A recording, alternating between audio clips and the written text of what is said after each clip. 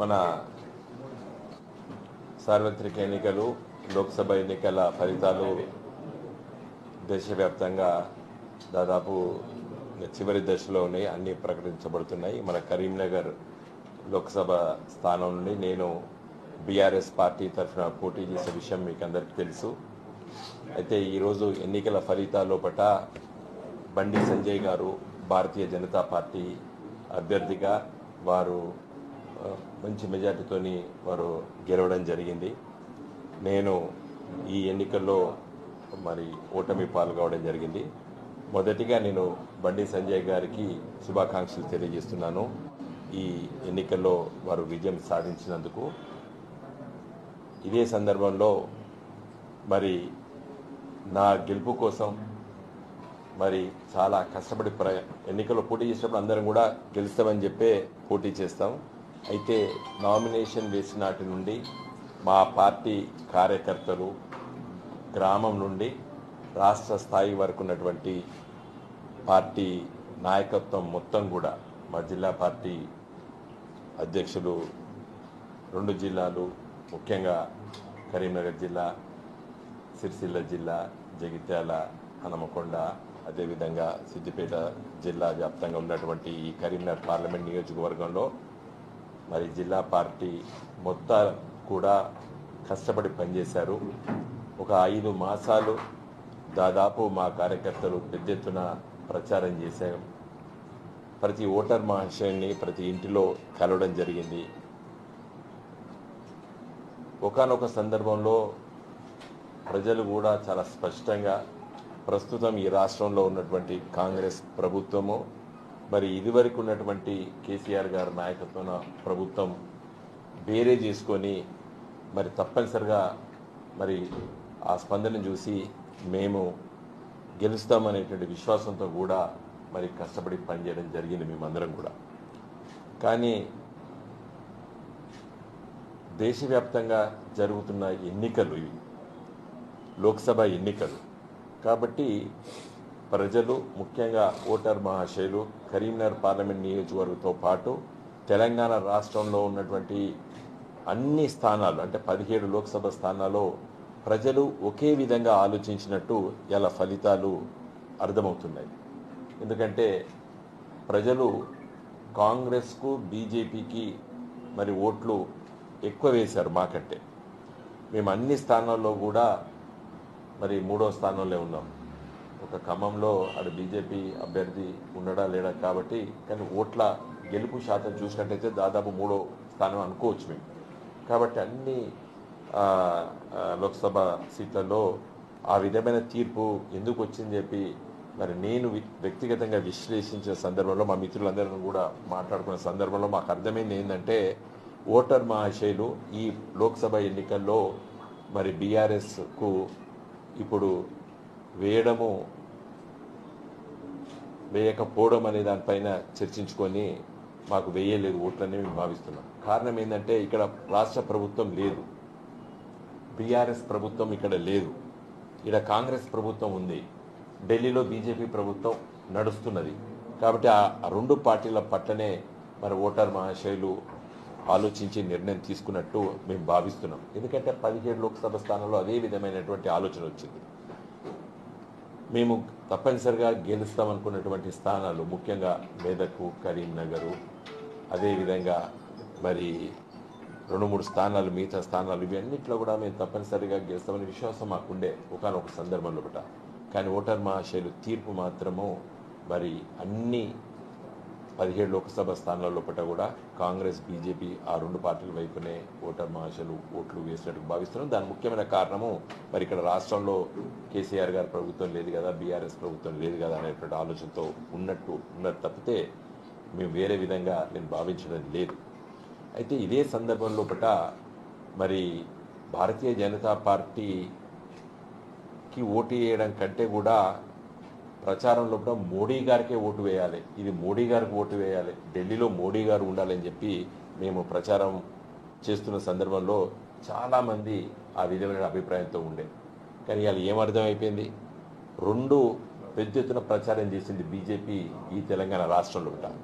ఒకటి రామాలయం పైన, అక్షంతలు ఇంటింటికి పంచి మరి రాముని బొమ్మతో లేకపోతే అక్కడ నిర్మించిన దేవాలయం బొమ్మతో ఇంటింటికి ప్రచారం చేసి ఒక విధమైనటువంటి సెంటిమెంటును మరి ఇవి అక్కడి నుంచి అయోధ్య నుండి వచ్చినటువంటి అక్షంతలు మరి మనము వేసుకున్నాం కదా మరి అని చెప్పేటువంటి ఒక విశ్వాసాన్ని ప్రజలకు కల్పించారు.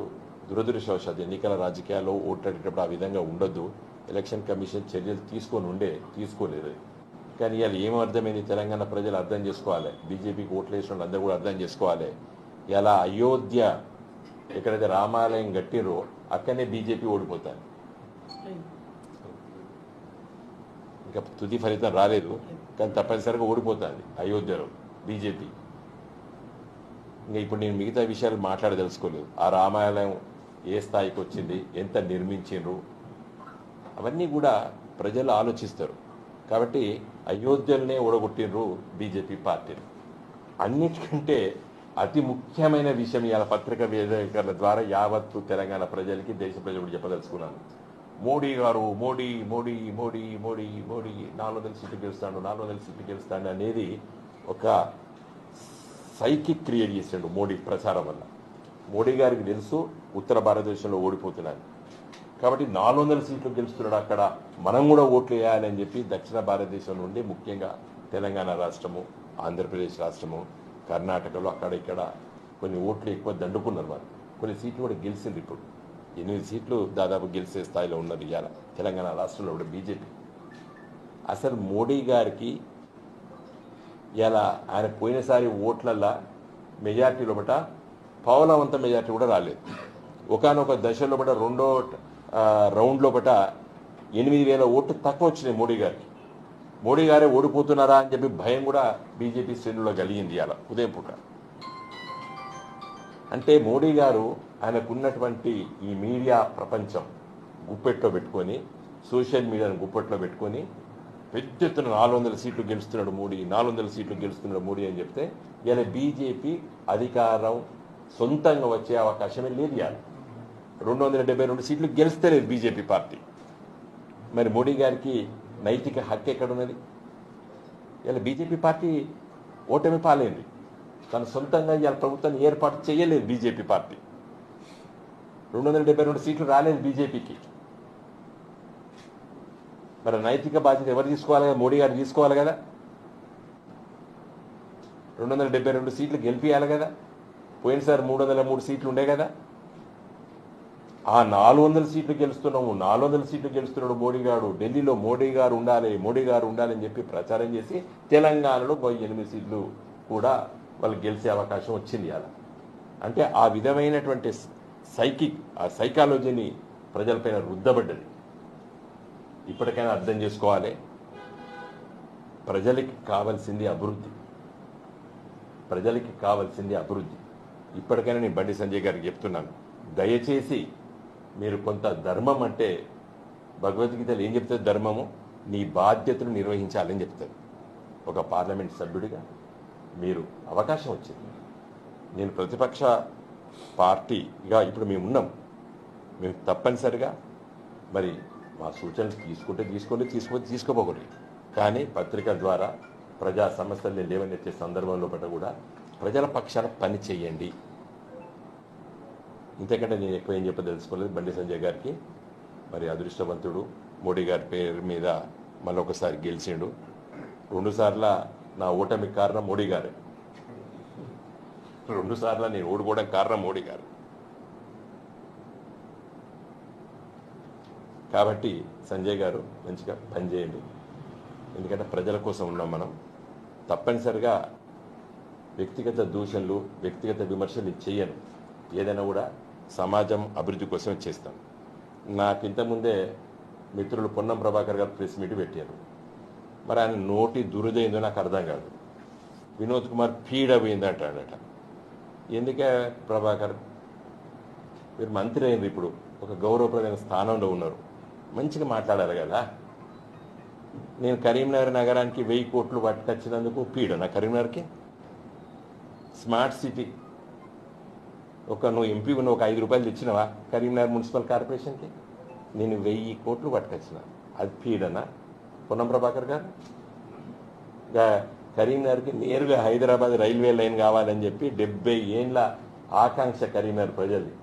నేను కేసీఆర్ గారిని పట్టుకొని మోడీ గారిని బతిలాడి నిజంగా మోడీ గారిని అయితే నేను రిక్వెస్ట్ చేసిన ఆ రోజు శంకుస్థాపన మీరు చెయ్యాలని చెప్పి పోయి నేను ప్రభాకర్ రెడ్డి గారు మా ఎంపీ గారు మెదక్ ఎంపీ గారు నేను ఇద్దరం కరీంనగర్ ఎంపీగా నేను మెదక్ ఎంపీగా ప్రభాకర్ రెడ్డి గారు మేము ఇద్దరం పోయి మోడీ గారిని అడిగితే పాపం వారు ఒప్పుకున్నారు. మోడీ గారు ఒప్పుకొని శంకుస్థాపన చేసిండ్రు రైల్వే లైన్. ఇలా కరీంనగర్ రైల్వే లైన్ వస్తుంది. కరీంనగర్, వేములవాడ, సిరిసిల్ల, సిద్దిపేట, గజ్వేలు, మనోరాబాద్, సికింద్రాబాద్ రైలు దాదాపు వచ్చే సంవత్సరం రైలు ఎక్కిపోవచ్చు కరీంనగర్ ప్రజలు. అది నేను పీడన కరీంనగర్కి. ఏం మాట్లాడుతావు ప్రభాకర్? ఓ స్టేజ్ మీద ఓ గుద్దుతో కడుపులా లేదా ఓ నీ నూకుతావు. మంచి స్థాయికి వచ్చినావు. విద్యార్థి నాయకుడు కాదు ఇప్పుడు నువ్వు. మంచిగా స్థాయికి వచ్చినావు. మంచి పని చేయండి. మేము ఒక పార్లమెంటు సభ్యుడిగా నీకు అనుభవం ఉన్నది 5 సంవత్సరాలు. కొత్తగా ఒక శాసనసభ్యుడిగా వచ్చినావు. కరీంనగర్ నుంచి నువ్వు పోయి అక్కడ హుస్నాబాద్ పోటీ చేయచ్చు. నేను అన్నానా? ఎక్కడైనా పోటీ చేయొచ్చు. ప్రజాసేవకుడు ఎక్కడైనా చేయొచ్చు కదా. నువ్వే గెలిచినావు, మంచిగా మంత్రి అయినావు అదృష్టవశాత్తు. మంచి పని చేయి. ఆ నోటి దురదవద్దు. బండి సంజయ్ గారి తల్లి నువ్వు మాట అంటావు లేదా నన్ను మాట. ఏంది ఇవన్నీ? మంచిగా పని చేయి. ఈ భూలోకంలో రాజకీయ నాయకుడు అనేవాడు చాలా గొప్పవాడు. మనం ప్రజల కోసం ఉన్నాం. ప్రజల సమస్యలు తీసుకొని పనిచేస్తున్నాం మనం. ఈ వ్యక్తిగత దూషణలు ఎందుకు? పాపం వినోద్ ఓడిపోయిందా అంటే అన్నంటివి, లేదా వినోద్ మంచిగా అయింది ఓడిపోయిందా అన్నంటివి. అని పీడైందా? పీడ నోరు మంచిగా ఉండాలి, నాలుకే. ఎవరైనా మా పార్టీ వాళ్ళు మాట్లాడని నేను గట్లా మాట్లాడతా, ఎవరైనా కూడా మాట్లాడతా. మంచిగా ఉండి పని చేసుకొని మన ప్రజాక్షేత్రంలో ఉండి పని చేద్దాం. నేను తప్పనిసరిగా నా తుది శ్వాస వరకు నేను కరీంనగర్ ఊర్లో పుట్టిన. నేను నా పుట్టుక కరీంనగర్లో. నా తల్లి నన్ను ఇక్కడ కన్నది కరీంనగర్లో. కాబట్టి నేను కరీంనగర్కి నా తుది శ్వాస వరకు సేవ చేస్తాను. నేను అధికారం ఉండొచ్చు, అధికారం పోవచ్చు, ఎంపీ కావచ్చు, ఎంపీ కాకపోవచ్చు, ప్రజాక్షేత్రంలో పనిచేస్తాను. తెలంగాణ బిడ్డని నేను. మంచి వృత్తి, న్యాయవాది వృత్తిని పక్క పెట్టి 2001లో మీరు అందరూ అప్పుడు ఎవరు తెలంగాణ అన్న రోజులలో తర్వాత అన్నారు మీరు అందరు తెలంగాణ అని. ఆ రోజు తెలంగాణ కోసం గులాబీ జెండా బుట్టించి కేసీఆర్ గారితో తెలంగాణ రాష్ట్రాన్ని సాధించిన వల్ల నేను ఒకరిని. నన్ను పీడ అంటావానే? ఇప్పుడే తెలిసిన పత్రికా విలేకరులు ప్రెస్ రాసుకున్నటువంటి కామెంట్స్ అని చెప్పి పంపితే నేను ఇప్పుడే చూసిన నా వాట్సాప్లో. మంచి పని చేయండి. You got a very good opportunity. Telangana రాష్ట్రాన్ని అభివృద్ధి చేయండి. మేము ప్రతిపక్షం కాబట్టి మేము తప్పనిసరిగా కన్స్ట్రక్టివ్ క్రిటిసిజం ఉంటుంది.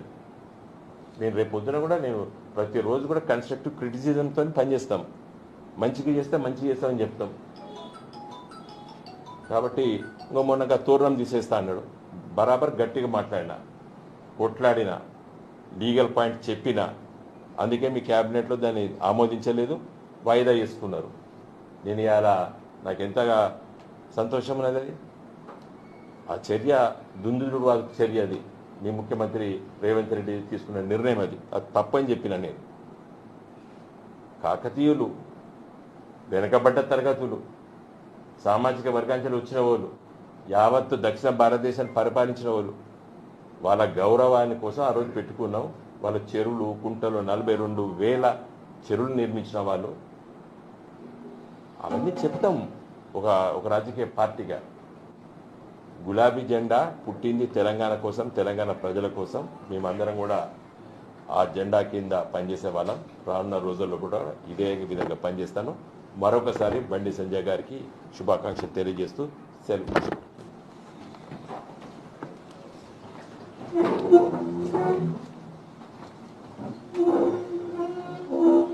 Thank you.